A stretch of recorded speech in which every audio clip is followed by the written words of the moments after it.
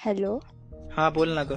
ऐक ना, हा मला आज ना मुलगीवाले बघायला आले होते. मग तू नाही म्हटले असेल एवढं काय त्यात? नाही, मी त्यांना बोलले विचार करून सांग. विचार करून सांगते म्हणजे त्यात काय, त्याच्याकडे गाडी वगैरे नसेल, आहे त्याच्याकडे सगळं काय आहे. कंपनीत चांगलं कामाला नसेल, मॅनेजर आहे बाळा. पगार कमी असेल, बाळा 1 लाखाच्या वर आहे. स्वतःचं घर नसेल, बाळा बंगला आहे स्वतःचा.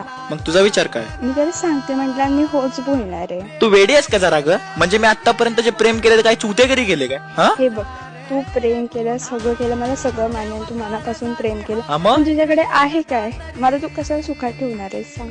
तू जरा बावट आहेस का ग? ह्याच्या आधी तुला कधी कळलं नाही की मला तू कशा सुखात ठेवणार आहेस? हा हे बघ ना, तुझ्याकडे स्वतःचं घर ना, गाडी ना, काय ना काय ना काय.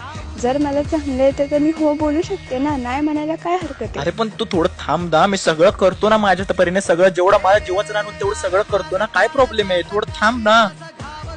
कसं थांबू? किती वेळ थांबू? 3 वर्ष थांबू?